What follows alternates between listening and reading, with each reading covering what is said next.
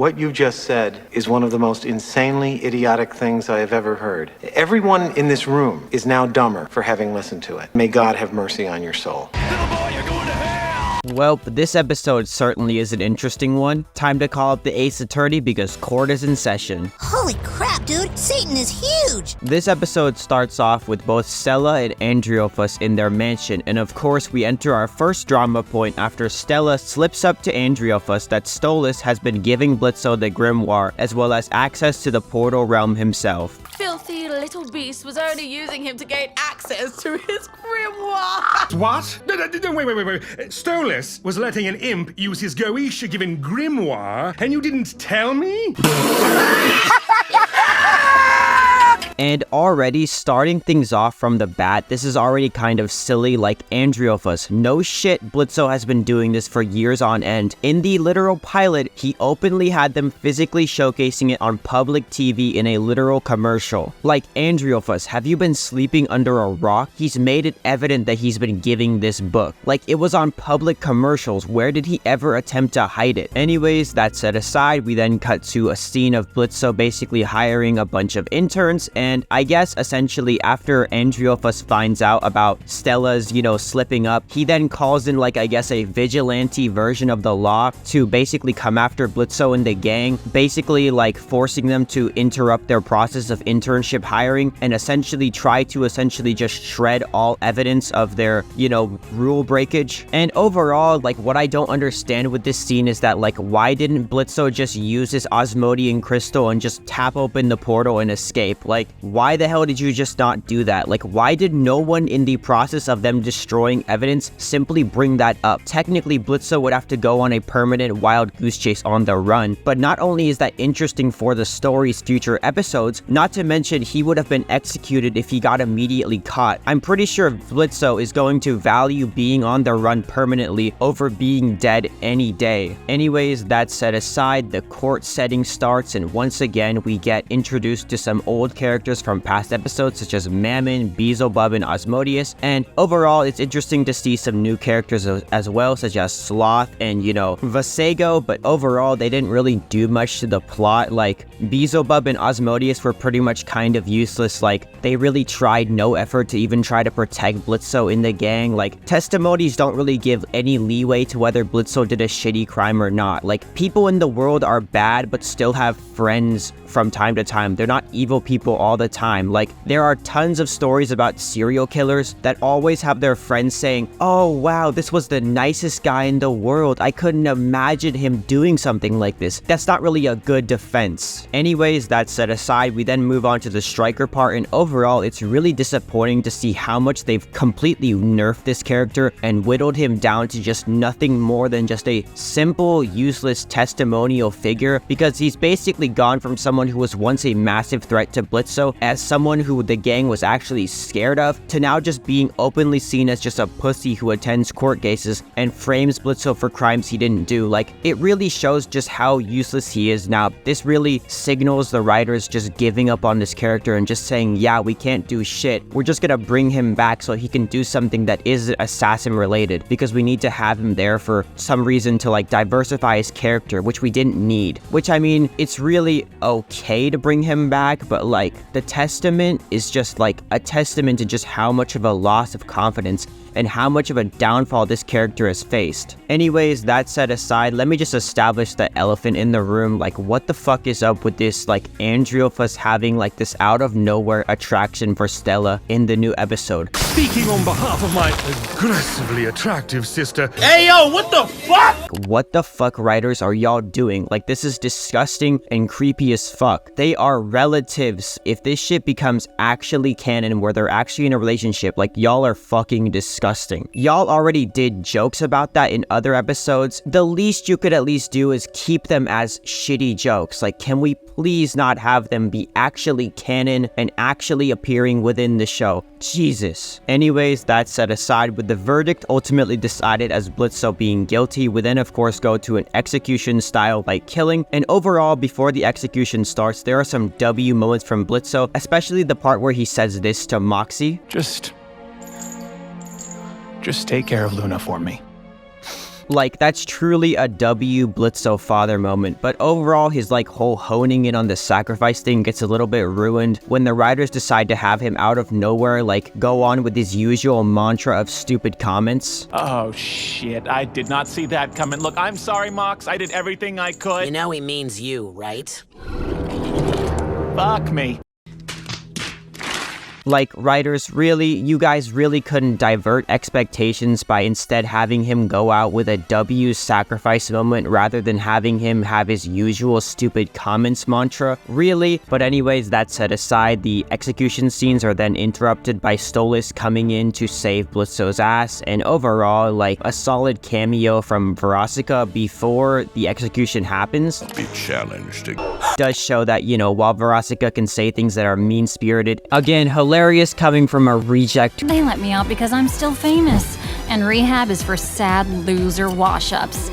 So your sister says hi. Do things that are like obsessive and really unforgivable, who also sexually assaulted Moxxie along with her succubus crew. Hello, Miss Verosika. I work for Imp. He's got a widow bow tie. Please don't condescend me, ma'am. Wanna kiss you, little guy? A kind offer, but I'm married.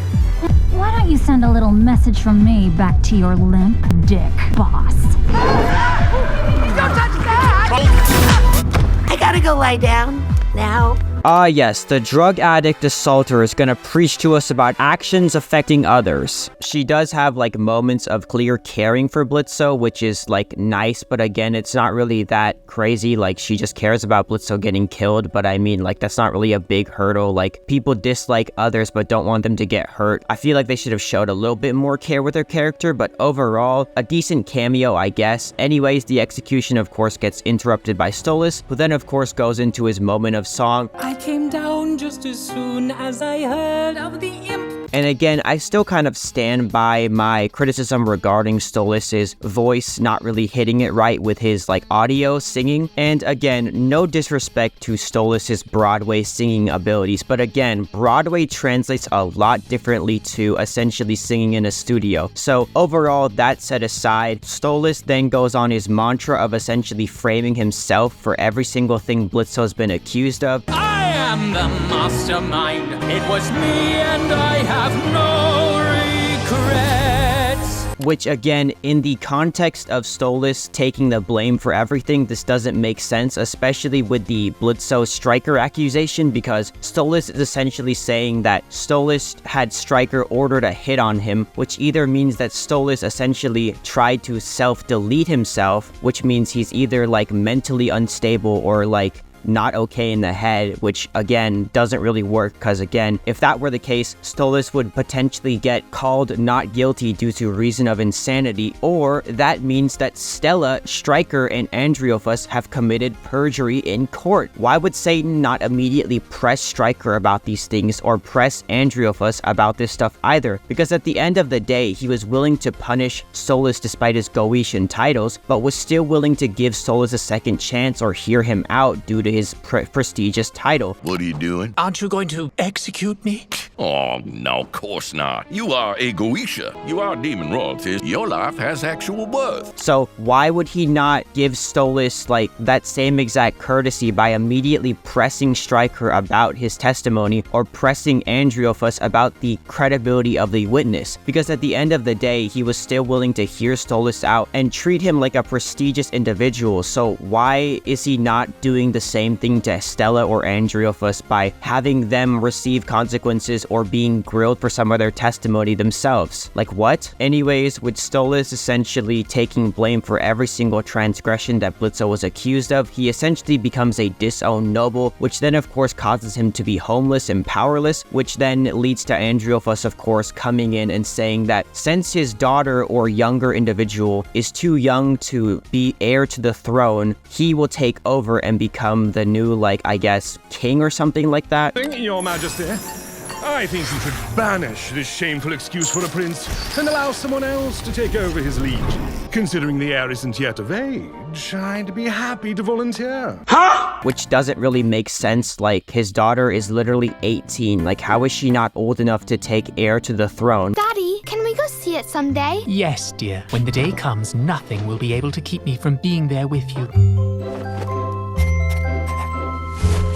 That doesn't make any sense. Why should the throne's power not go to her? She is old enough to take responsibility. What is Andrealphus yapping about? Like, why did Satan give Andreos the heir to the throne, like, and not his own daughter? Like, she's old enough to go from a once princess to a now noble or queen of the Goetia throne. Like, this doesn't make any sense. But anyways, that set aside, with the court case verdict being favored against Stolitz, he essentially becomes a disowned noble, getting kicked out of court with Blitzo and the gang, which then I guess kind of leads to somewhat like Blitzo, I guess, taking care of him out of favor or like a need to thank him for saving his own life, which I mean is fair to an extent, but overall, like, again, why is this better not Blitzo individual not coming to pick up Stolitz or not watching the court case himself? Like, again, like, it was established that Stolitz found this new partner, that they were dating and even shared a kiss, so why is he not there and not like properly being there to pick up his own lover, and also seeing this court case on TV? Like, again, that's a big plot hole within this story. Like, are we just gonna pretend like this better than Blitzo individual just doesn't exist? Are we just gonna pretend like that important scene within Apology Tour just didn't happen? Like, what? But anyways, that set aside, I think my main issue with the episode kind of ending in this way is that while yes, it is nice to see that Stolitz did a good deed to Blitzo, but that doesn't like necessarily vindict him or vindicate him of all of his other messed up transgressions or messed up things that he's done. Like, Stolitz hasn't taken accountability or apologized for sexually harassing Blitzo at Lululand. You are so cute when you are serious. You know, it's quite thrilling to see you on the job, Blitzy. Save it, bitch, I'm working. You both need to get a room. My, what good aim you have, Blitzy. He has never apologized or disavowed not helping Blitzo against the murderous family. Literally, in Murder Family, you were literally on the phone with Blitzo getting held at shotgun point by a literal lady from the upper world. You were on the phone and Blitzo didn't disconnect the phone, so you literally heard the entire conversation throughout. And instead of stopping to make sure he was okay or even trying to get help, you instead decided to talk about how much you were gonna do him in bed. Okay, so alright, here's the clip. Huh? Come to drag me and my kin to hell. Well, the best part is if you listen super closely, you can actually hear Stolas still talking while Blitzo is getting held at shotgun point. Look. Huh? Come to drag me and my kin to hell. Throughout that entire scene where Blitzo is getting threatened with his life by this lady, and Stolitz decides, instead of, hey, let me go help my lover or partner, Stolitz instead decides, oh yeah, you know what?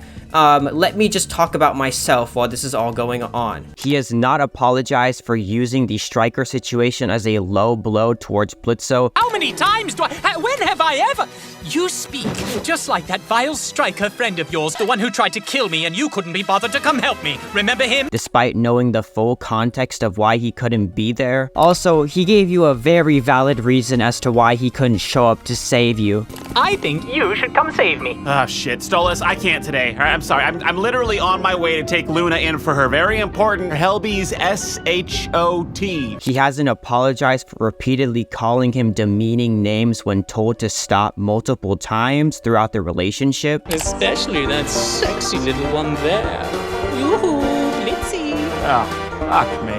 My darling Blitzy! Just say my name right, fucking dick. And again, while it's good to see that Stolas did something nice to Blitzo by saving his life, this doesn't immediately absolve him of his other shitty behaviors towards him as a partner. And again, I think it would be nice if the writers in future episodes maybe had Stolas give Blitzo like the proper apology he deserves for all of that other messed up things that he's done towards him, and maybe have him properly take accountability for that. As, you know, ultimately, all in all, accountability don't take a break. Just because you did something nice, you still have to apologize and hold yourself accountable for the other shitty behaviors that you've done as well. So if they had a scene like that in the future episodes, that would be a nice thing to showcase or establish. But anyways, that aside, let's establish my final thoughts. Rectus Dominus Overall, this episode was pretty solid. It's interesting to see what they'll do with Octavia, as well as what they'll do with Stolas and Blitzo's demographic, as personally, in my opinion, I feel like they should go for more the route of Stolas and Blitzo being more like acquaintances or friends, in the same way that Angel Dust and Husker are friends and acquaintances, rather than dating or like rekindling or redating in their relationship, as I think they're both just kind of really past that event of really even like being boyfriend and boyfriend. And I still don't like understand like why they just got rid of this whole like better than Blitzo individual that they established within previous episodes. Like, he was a key important scene within Apology Tour. Like, why did they just get rid of him or abandon him for no reason? Like, it makes no sense. Like, did y'all just forget that this character existed? But ultimately, all in all, this episode was pretty decent. Like, there were a few plot holes and a lot of things that didn't really make sense or were really disappointing to see, especially like with the downfall treatment of Stryker. But overall, a relatively decent episode. But anyways, that set aside, thank you guys so much for watching this one. This was a pretty short review. I didn't really have much to talk about, but if you guys enjoyed this review, please like, subscribe, and comment down below what you guys want to see next, and I'll see you guys next time in 2025. Peace.